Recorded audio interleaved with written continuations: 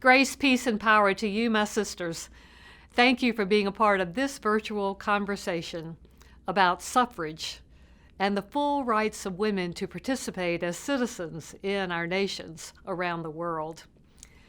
In the United States, a statue was unveiled in Central Park in New York City on Women's Equality Day in late August. The statue is remarkable. It's the first statue of women who have actually lived in the 167-year history of Central Park. It's a statue that depicts action. 3 women are at table, dreaming, visioning, working, strategizing together. You see them here: Sojourner Truth, Elizabeth Cady Stanton, and Susan B. Anthony. Sojourner Truth was an abolitionist, working boldly, courageously, fearlessly for the abolition of slavery in the United States. And she was a feminist working for suffrage for all citizens, for women in the United States. Elizabeth Cady Stanton was a great thinker and writer, and Susan B. Anthony was an amazing public speaker. Together, Stanton and Anthony worked, with Stanton forging the thunderbolts and Susan delivering them. In this depiction, they are working together. Meredith Bergman, the sculptor who created this amazing statue, expressed her great hope for it. She said, "Whenever people see the statue, I hope that they will remember that somewhere in the world at that moment, there are women leaning over a table, working, visioning, strategizing together for a better world." And that's what we're up to in this session together on the last day of this amazing gathering. We are a global community, and the work in which we do together is a global movement. The first nation to approve suffrage for women was New Zealand in 1893. And amazingly, in New Zealand, the vote was extended to the majority population as well as the indigenous population, the Maori people. Then Australia approved votes for women. Then, moving to Europe, country after country approved suffrage at the beginning of the 20th century. In the United States, suffrage was approved in August of 1920.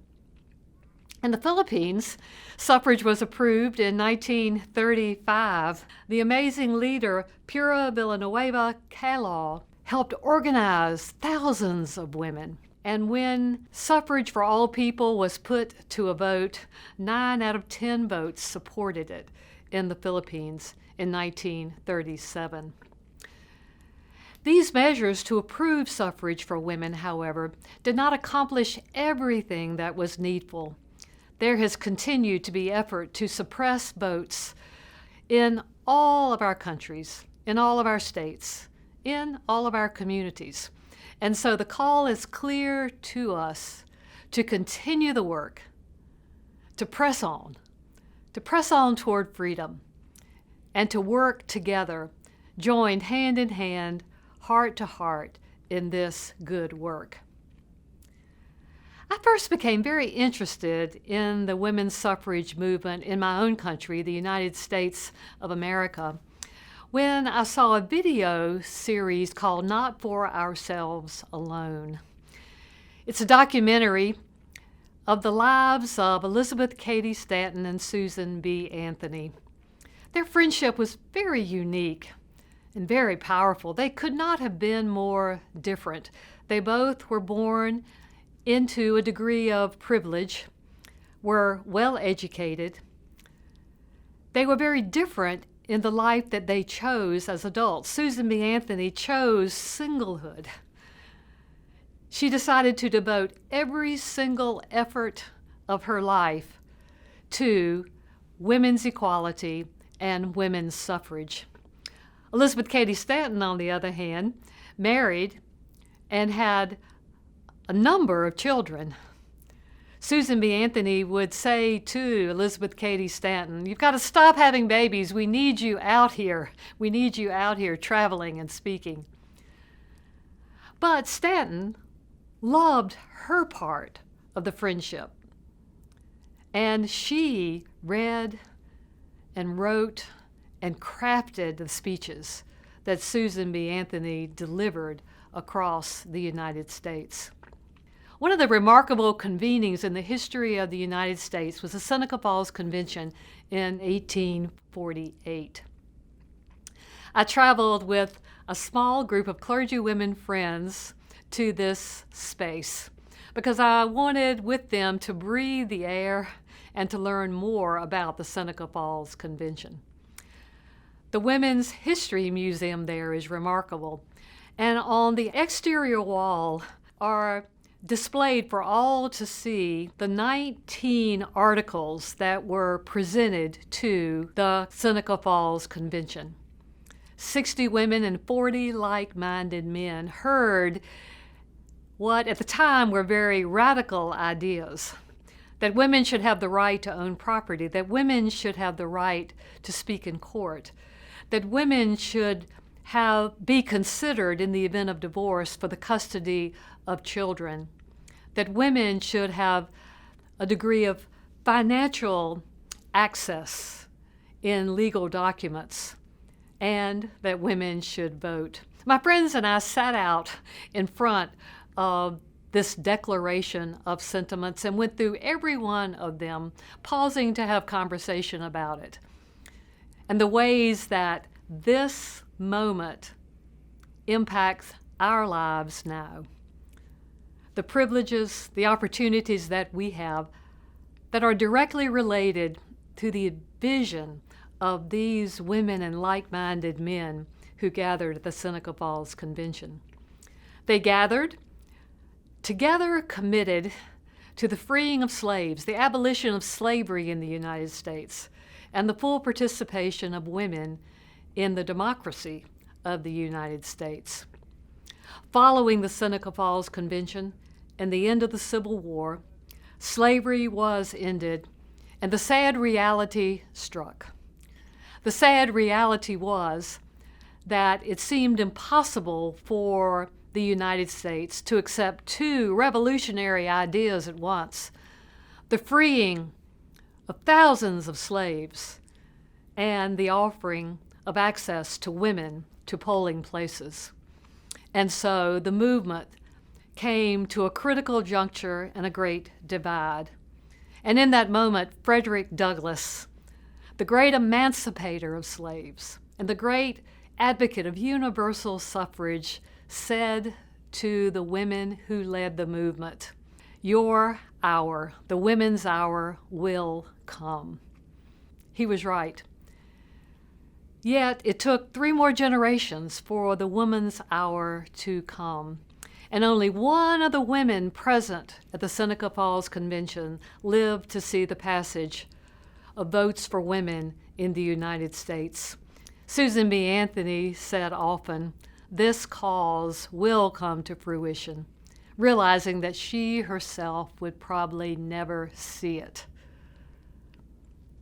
As we lean in together, my sisters, we remember that we are sowing winter wheat, that we're called to action, that we're called to be confident, and the lives of these who have gone before us call us to action in our own time to create a more just, a more equitable, a more gentle, a more inclusive world.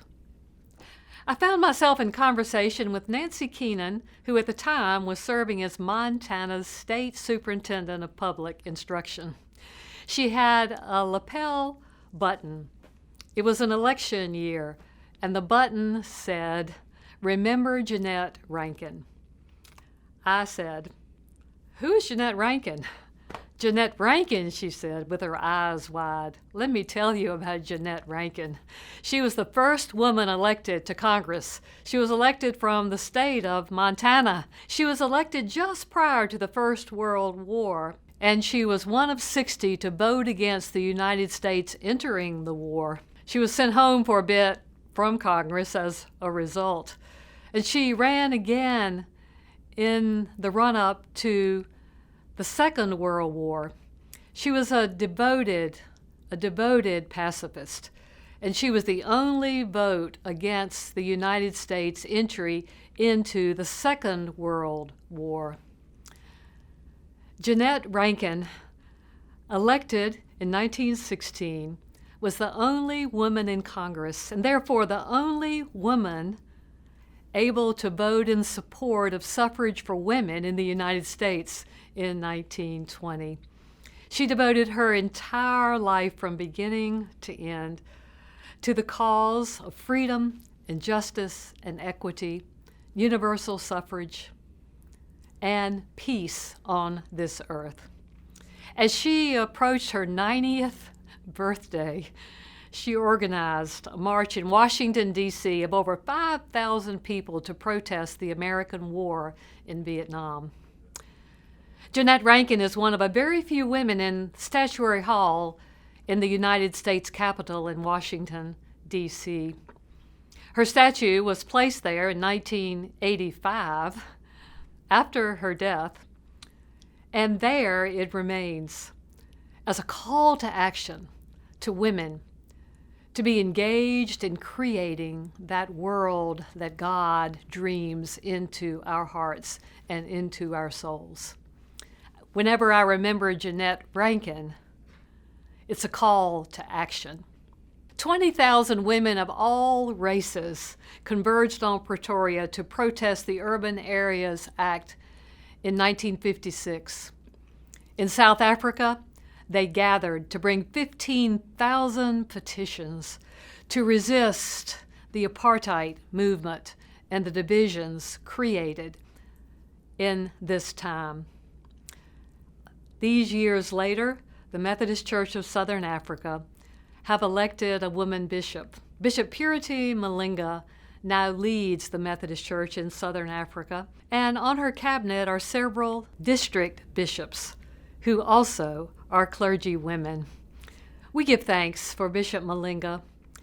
In her first address to the Methodist Church of Southern Africa as their presiding bishop, she used the opportunity not only for celebration of the advancement of women in the leadership of the church, but as a call to action in her country.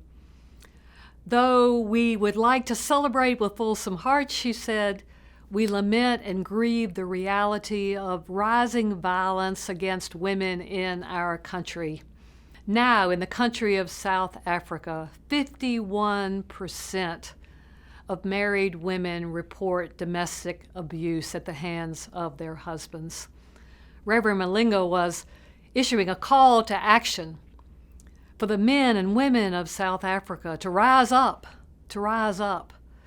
and to work for a gentling of their society and solutions to these difficult dynamics, which they speak aloud, along with the President of South Africa, who has called upon the country, even in recent months, relative to this alarming rise in domestic violence. Around the world Council of Churches have invited Thursdays in Black, for us to don on Thursdays black clothing as a sign of solidarity with women around the world who are victims of sexual gender violence. The call to action in this session is not only to voting rights, but to engaging in all the ways that we might make this world the world for which we pray, that God's will be done on earth as it is in heaven. My first Episcopal assignment was to the Mississippi Annual Conference, and I'm deeply grateful for the opportunity there to engage in the creation and the experience of journeys toward the light. These were actual journeys to different places in the state of Mississippi where there had been violence, racist injury, great harm, great hurt, where we hoped to have conversation, to acknowledge the history, to be reconciled, and to move forward. The first of the journeys toward the light was in Louisville, Mississippi, the hometown of Mrs. Fannie Lou Hamer. Fannie Lou Hamer walked out of a cotton field to register to vote in Winona, Mississippi. As a result, she was arrested, she was beaten.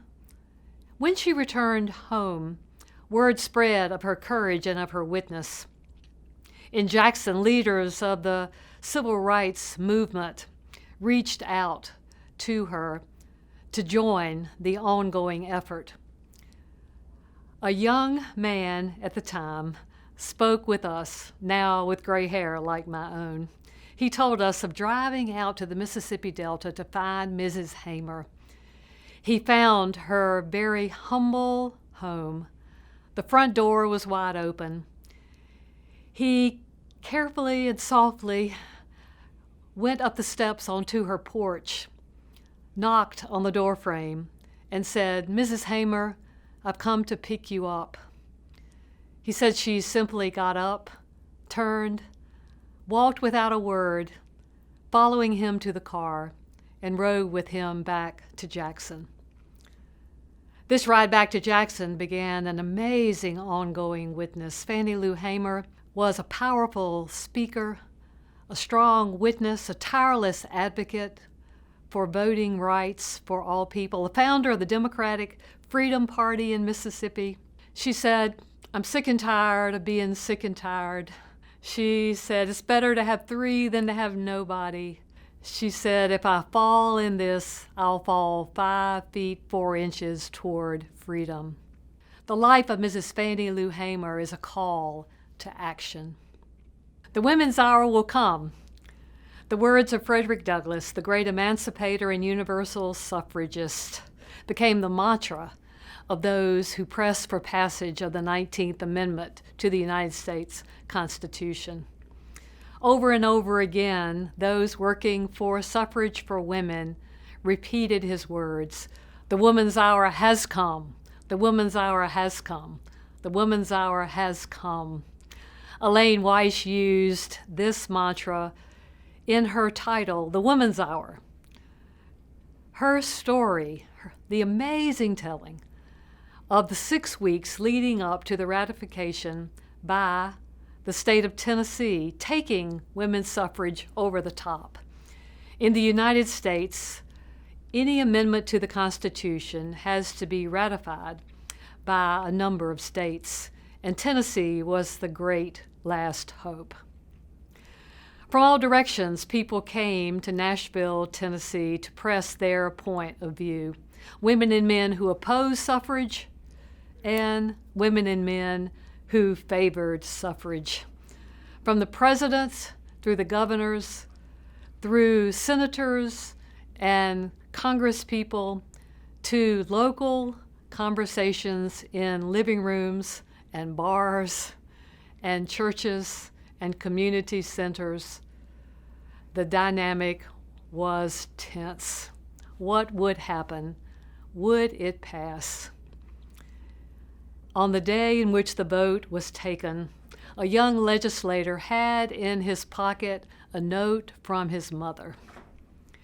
Phoebe Byrne had written to her son, 22 years of age, the youngest legislator present, and she asked him to change his vote, to vote for votes for women. When the roll call was made and Harry Byrne's name was called, he arose, and his yes, surprised the gathering. Pandemonium broke loose, and with the ratification by Tennessee, the women's suffrage amendment was passed. The pandemonium was so great that it said that Harry Byrne had to escape through a window. Such is the dynamic, such is the engagement of so many faithful people in making progress. In the United States of America, over 900 campaigns were waged, at local, state, and national levels in order to finally pass votes for women in August 1920. I commend to you the virtual play, Finish the Fight. The title says it all. The passing of the 19th Amendment, creating suffrage for women, did not guarantee that women would have access to voting rights. In fact, women of color did not have access. The play, Finish the Fight, creates for us voices from communities of color: a Chinese American woman, a Native American woman, an African American woman, and a Mexican American woman tell their stories of pressing, always pressing forward for votes for women in their communities. The last segment of the play depicts Mary Mcleod Bethune. Mary Mcleod Bethune was a strong, brave advocate for women and girls and all people. She was an educator, an organizer, a suffragist, and a freedom fighter. She created a school for girls in Daytona, Florida, and her work for voting rights and for the improvement of her community provoked the wrath of the Ku Klux Klan. One night before an election, 200 Klansmen appeared on campus in their white robes, carrying lit torches. Imagine what a frightening sight that was to the girls who were in the dormitories of the school. Mary Mcleod Bethune said to them, "Be quiet and turn out all the lights." The lights went out in all the buildings. And she said, "Turn on the floodlights." And they were switched on so that harsh, bright light shone upon the 200 gathered Klansmen with their torches. In the silence of the night, the light continued. Mary Mcleod Bethune stood in the doorway of the main administration building, facing down the threat. And in the brightness of that light, they turned and left, cowards, she said, as they were.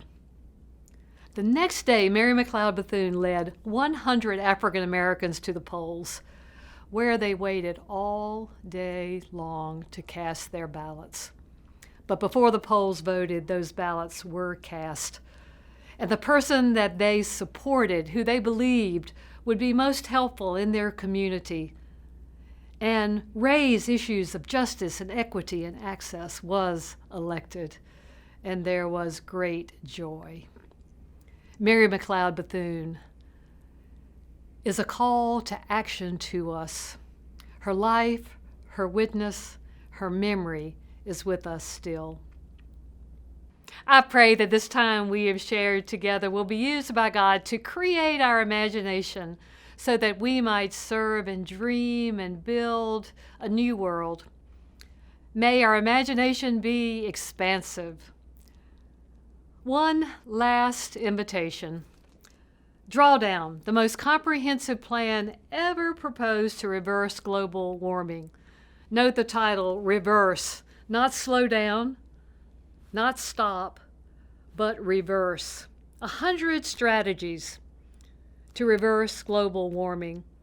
Each is ranked from 1 to 100 in its level of impact, with number 1 being the most impactful. Strategies 6 and 7 both relate to women and girls, 51% of the global population. Number 6 is education of girls. Girls' education, it turns out, has a dramatic bearing on global warming. And number 7, family planning.